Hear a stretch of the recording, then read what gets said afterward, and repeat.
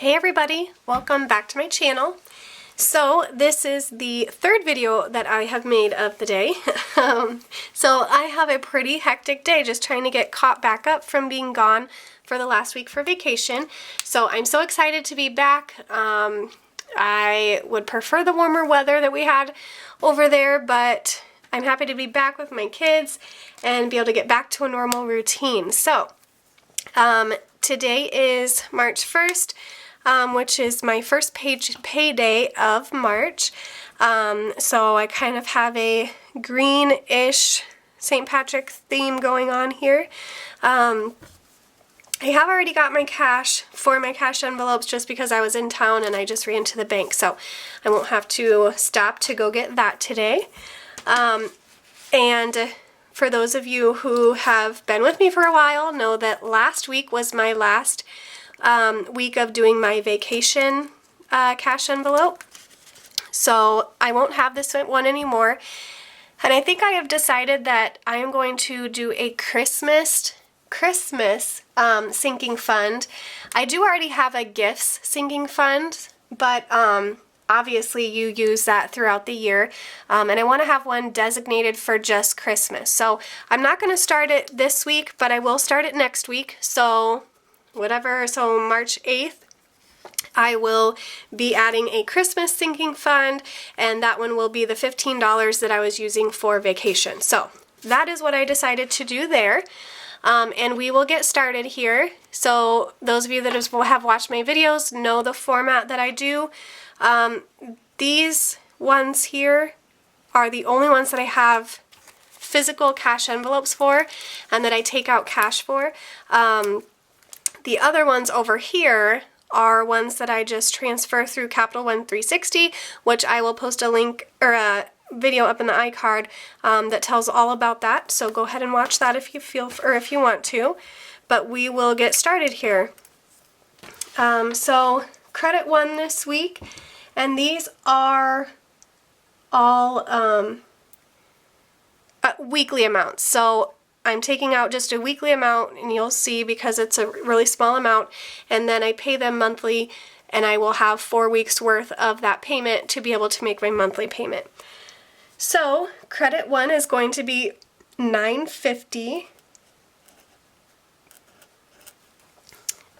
Lend up is going to be $6.25.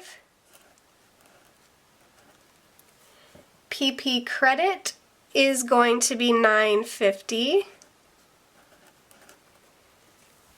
Merrick is going to be $12.50.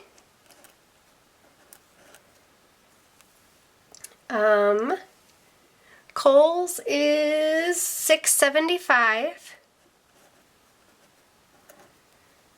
PPCC is $8.75. NFM is $6.25. Capital One is $40. Walmart is $8.50. And Apple is $4.50. So I am just going to add these amounts up.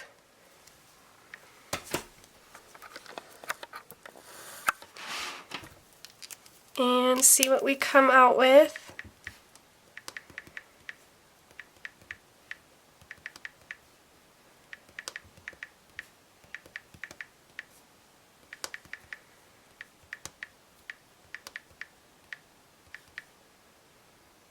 Oops. Okay, I think it's actually $113.50. So this is the exact same amount that I had last week that I did for this one. So $113.50 for the bills portion of my Capital One 360. So then next we'll go down to loans. This one always stays the same. It's $56.75. Oh, I put my sticker a little too close. So that total is going to be $56.75. And then U&I is my car payment, is $153, and my insurance is $19.77. So that total is $172.77.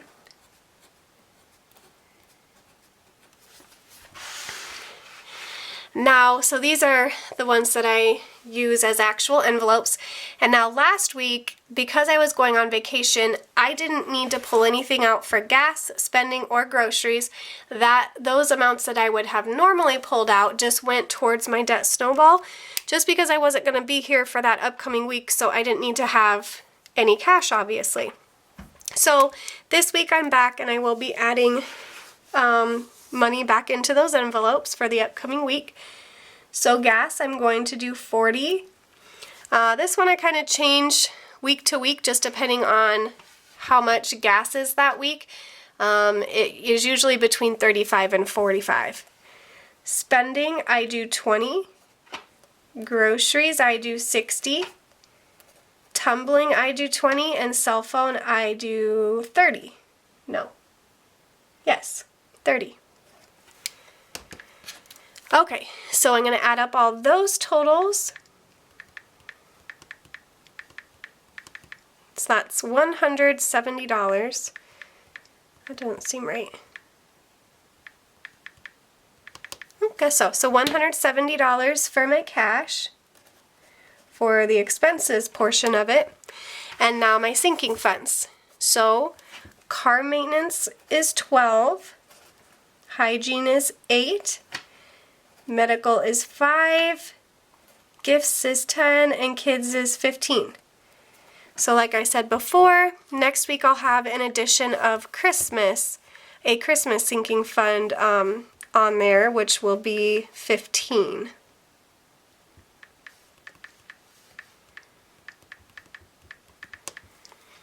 So $50 for this portion. Alright, so now what I do is I then go up and I add these three totals here, because that amount is what I'm going to transfer into my Capital One 360 account, and then I'll disperse it into the three categories that I have so that I can go and make my payments on the bills that are coming up due in the next week. So I have $113.50 plus $56.75 plus $172.77, and that's $343.02. Okay, and then cash, so I'm going to take that total and that total, as that is what I will need to pull out for cash.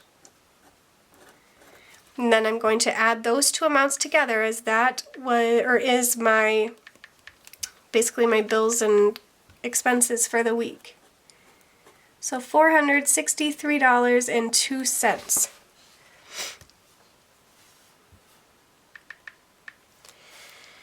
So my income went a little bit down just because I was on vacation.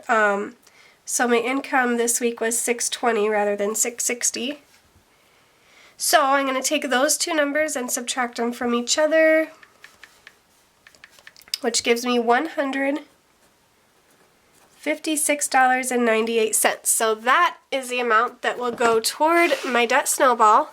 That amount right there will go towards my debt snowball, and I will put it towards the account that has the least balance, or the least amount balance on it, to get to work on paying that one off.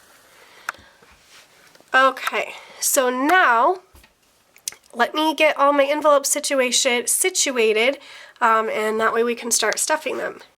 Okay, so I just realized I messed up. You guys probably already caught it. Okay. I wondered why that was so high.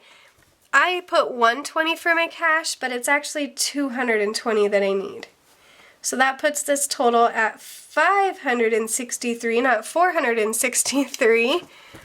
So we'll take that $563.02 minus the $620, so $56.98. I'll just cross that little guy out. So $56.98 is what is going towards debt snowball this week, not $156. Okay, now I will get everything set out here. Got my cash envelopes, and for those of you that are interested, I do sell these envelopes in my Etsy shop, as well as budget stickers. So I will put that my Etsy shop link in the description down below if you guys wanted to check that out.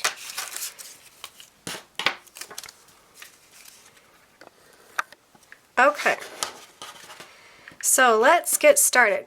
So gas has nothing in it, and I was on vacation last week, so had nothing to roll over for this week, so we'll just put in 40 for that one. Spending also has nothing, so we'll just put 20 into that one. Groceries is also at a 0, so we are putting 60 into groceries.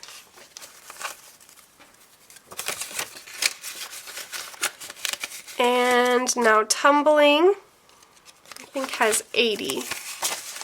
So yep, 80, and then that one gets 20, so that one will now have 100.